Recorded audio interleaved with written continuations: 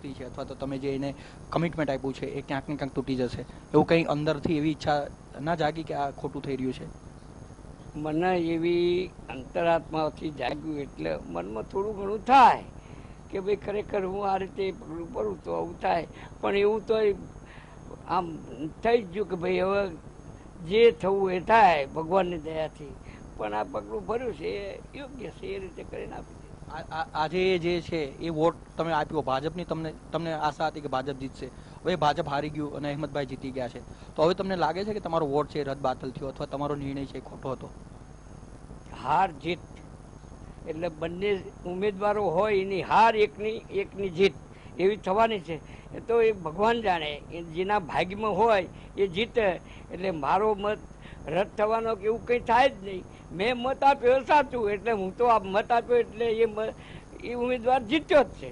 એવી મને કંઈ જ નથી પેલી લાગણી. તમારે મન જે ભાજપની જીત એ તમારી જીત છે? હા, બસ એ રીતે થઈ. ખાસ કરીને એ દિવસે જે ઘટના બની, શક્તિસિંહ તમને રોક્યા, તો શક્તિસિંહે કે એવું કીધું કે કમશીભાઈ તમે આ પ્રકારનું કેમ પગલું ભરી રહ્યા છો, તો ત્યારે કમશીભાઈ શક્તિસિંહને શું જવાબ આપ્યો હતો? મને શક્તિસિંહે એવી વાત જ નથી કરી કે તમે આવું પગલું કેમ ભર્યું. મેં મત આપ્યો, મત આપ્યા પછી મેં બતાવ્યો, અમારા એજન્ટ હતા એટલે એમને જોયો. એટલે જોઈને એમ કીધું કે ભાઈ કરમસિંહભાઈ તમે જુઓ, બતાવો સામેવાળાને. ભાઈ સાહેબ તમે જોયો ને, અમારા એજન્ટ તમે છો, એટલે મારે બીજા કોઈને બતાવવાનું. પછી શક્તિભાઈનું શું કહેવું હતું? પછી કશું જ નહીં, એમને કશું જ બોલ્યા નથી. પછી કંઈ જ બોલ્યા નથી. કોંગ્રેસના કોઈ નેતાએ તમને એવા પ્રકારનું કોઈ નેતાએ મને કોઈ બાબતનું કંઈ જ પણ વાત કરી નથી. આજે કોઈ વાત કરે છે બાપુ અથવા તો બીજા કોઈએ નહીં, મને બાપુ કે કોઈએ વાત મને કરી નથી. માની લો કે એ લોકો તમે ભાજપને વોટ આવ્યો, પછી ભાજપવાળા તો ખુશ થયા હશે, પછી તમને ભાજપની ઓફર કરી હશે, ક્યારે જોડાવાના છો ભાજપમાં?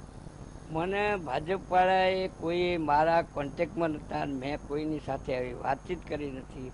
પણ ભાજપમાં હું જોડાઈશ ટૂંક સમયમાં. સાણંદ વિધાનસભા પરથી જ લડવાના છો તમે, એવું તમને બાંહેધરી આપી છે? અહીંથી જ તમારી સીટ ફાઇનલ છે? મેં એવી કોઈની સાથે બાંહેધરી લીધી નથી. અને ભગવાન જેવો ધણી એ મારા મતદારો જ નક્કી કરશે. એટલે ટિકિટ જો એમને જીતીને લાવવી હોય તો ટિકિટ આપે. ખાસ કરીને જે વાત કરીએ તો તમને એવું લાગે છે કે તમે ફરી પાછા વિધાનસભામાં જીતશો? આ પ્રકારના તમારા જે આ પ્રકારનો જે પક્ષ પલટાની વાત છે એ તમને નુકસાન કરશે એવું લાગે છે ક્યાંય? માતાજીની દયાથી મને 100% મારા મતદારો ઉપર અને મારા વિસ્તારના તમામ લોકો સાથે વિશ્વાસ છે કે હું ફરીથી ઊભો રહીશ. એટલે હું ગેરંટી સાથે જીતીને આવીશ. 2017માં ભાજપની સીટ ઉપર જીતશો?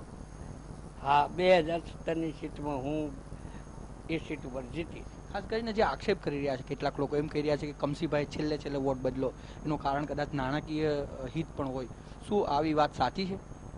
નાણાકીય વસ્તુ આમાં આવે જ નહીં. મને ભગવાને બહુ જ આપ્યું છે, એટલે મારે કોઈ એવી પૈસાની લેતી દેતી કંઈ જ કર્યું નથી. પણ એક આ અંતરાત્મામાં એવો અવાજ જાગ્યો કે ભાઈ આ રીતે કરો, એટલે જ મેં કર્યું છે.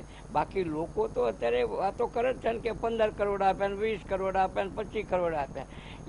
એની સાથે હું સંમત જ નથી. કોઈ પણ ધારાસભ્ય આવું પગલું ના ભરે. ભાજપવાળા ખરીદે છે એવી વાત તો સામે આવી હતી, તો તમારી ઉપર પણ લોકો આ પ્રકારના મુદ્દે અવિશ્વાસ પેદા થાય ક્યાંક ને ક્યાંક, એવું તો બંને પક્ષોનું આવ્યું હતું. ભાજપ એકનું નહોતું, કોંગ્રેસનું બી આવ્યું હતું. કોંગ્રેસે 3-4 પૈસા આપીને ખરીદ્યા. પણ એ હકીકત જ નથી. કોંગ્રેસ કે ભાજપ એ લોકોએ આ ઉડાડી કાઢેલી વાત છે. તો તમને એવું લાગે છે કોંગ્રેસે પ્રયાસ કર્યો હતો, ખરીદવાનો પ્રયાસ કર્યો હતો, એવું તમને ક્યાંય લાગે છે? એવું લાગે છે કોઈ પ્રયાસ કર્યો હોય કે ભાજપે પ્રયાસ કર્યો હોય કે ના કર્યો હોય, એમાં આપણે પડતા નથી. આપણે તો આપણી વાત કરવાની, બીજાનું તો જે થવું એ થાય. બેંગલુરુની અંદર તમે મિત્રો સાથે મળતા હતા ત્યારે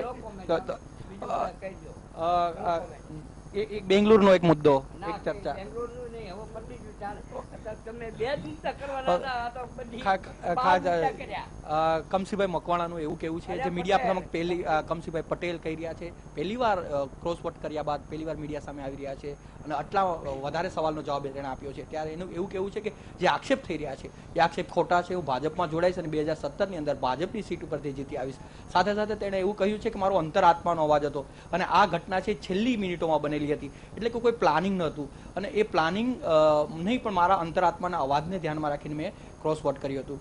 કેમેરામેન નિલેશ રાઠોડ સાથે દેવશી બારડ, વી ટીવી.